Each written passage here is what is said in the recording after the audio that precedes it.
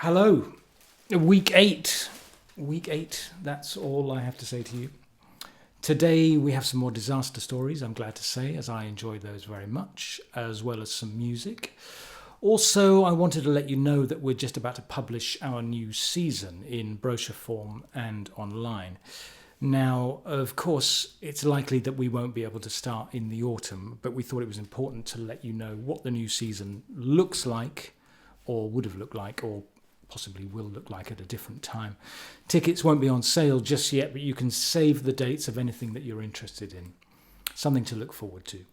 Depending on official advice and whether or not audiences actually have the appetite to return to concerts, there are a number of alternative scenarios that we've been investigating.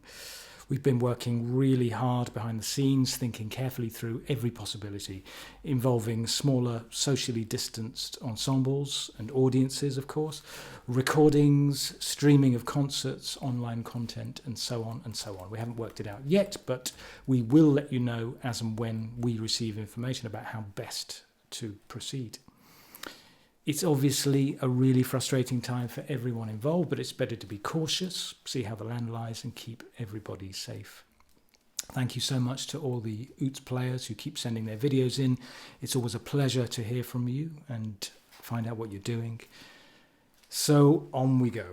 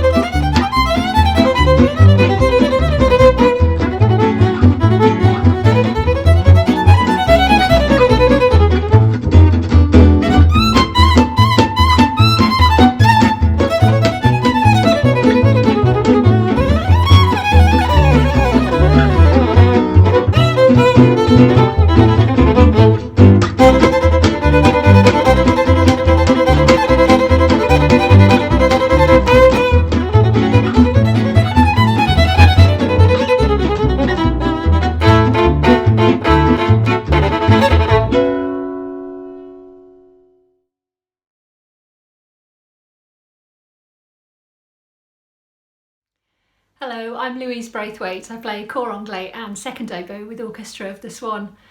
I've been asked to have a think about embarrassing moments in performances. There's a few, I have to be honest. I play quite a high-risk pair of instruments, and in fact, when we play them both in the same concert, all sorts of things can go wrong. Sometimes we play 3 instruments in a concert, and I did once have the misfortune to be what we call tripling, that is playing 3 instruments in the same performance. I had my oboe, I had my oboe d'amore, and I had my cor anglais in a church in a space that was far too small, juggling lots of things, trying not to trip over anything, trying not to get in the way of the people next to me, at Holy Trinity in Stratford. I had 3 sets of reeds.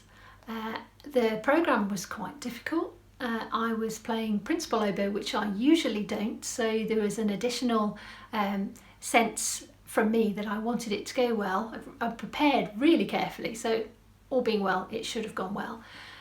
We moved into the performance, ready for the second half of the programme to begin. And that was back in the day when we were not encouraged to go on stage early and get instruments ready. It was straight on, sit down, start the piece. For reed players, that's particularly unnerving because we like to make sure everything's ready and safe and that we're not in a fluster when we have to start playing. So we came in, sat down, ready, working with a very nice choral society, and the choral society's conductor. So that was someone that I didn't know and hadn't worked with before. Choral conducting can be quite different to orchestral conducting in a lot of ways. So we're used to obviously working with people that we haven't worked with before. So this day I got my instrument ready. I thought it's oboe, we're starting on the oboe, making sure I've got the right thing, picking it all up, get ready to play. So I reassure myself, yep, I'm on the right instrument, everything's ready. I look over to the conductor, he's smiling at me, he just starts to raise his arms as they do when you know they're going to be ready to begin. So you start to prepare, you start to breathe, having a good look at the music in the first bar, thinking about how you want that first note to be. And this was Zadok the Priest.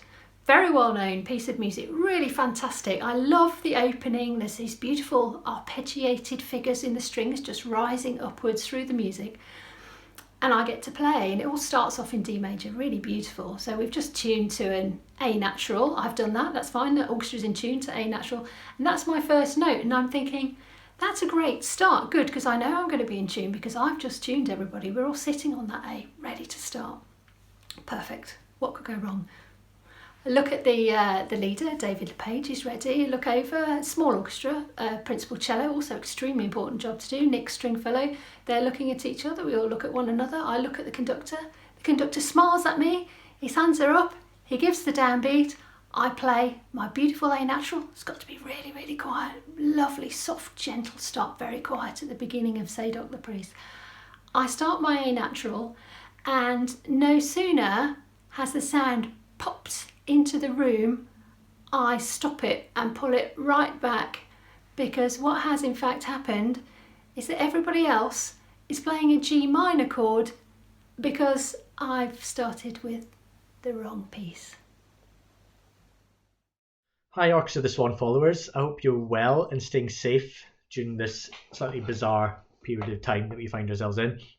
I'm Craig and I play second horn with the orchestra, and I thought I'd take a little bit of time out to explain to you what I've been up to basically this last few weeks. First of all, I'd like to apologise for my hair because it's a little bit disgusting. I didn't know that hair could grow out horizontally, but there we are. So aside from growing hair, what have I achieved over this last few weeks? Well, I had big plans. I thought I was going to learn a new language, which actually is the only thing I've kept going because my wife is a first language Welsh speaker. So Shemai to the Welsh contingent that I'm sure will be tuning into this video. I thought I'd do some landscape gardening. I thought I'd get through the Star Wars films. I thought that I would do an online course, but none of those things have happened, mainly because my daughter, who recently turned 1, is absolutely everywhere at the minute. So I've been crawling around after her. Hashtag save Craig's knees. Let's get that trending. Musically, I've been keeping my lip in, which essentially means doing scales and arpeggios and various exercises, making sure that when I do go back to work that I'm not a complete liability to our fantastic first horn Fran. I've also been doing things I've enjoyed, basically because for the first time in a long while, I've not had to prepare anything specific. So I've been playing just some nice tunes.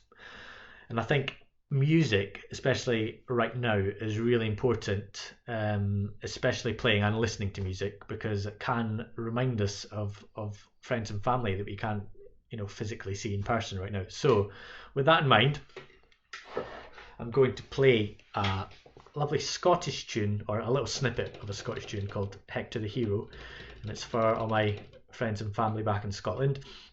And remember, hashtag save Craig's knees. Hope you enjoy.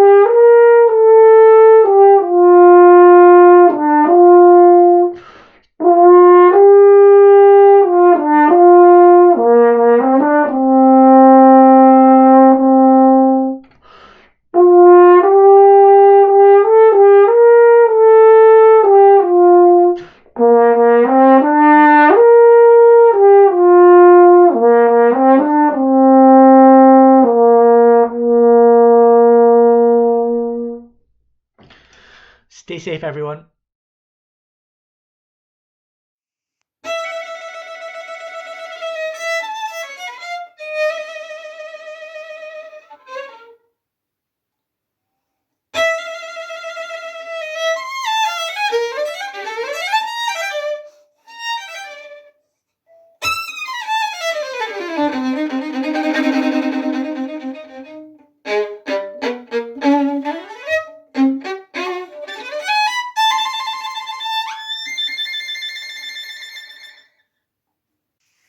Hi everyone.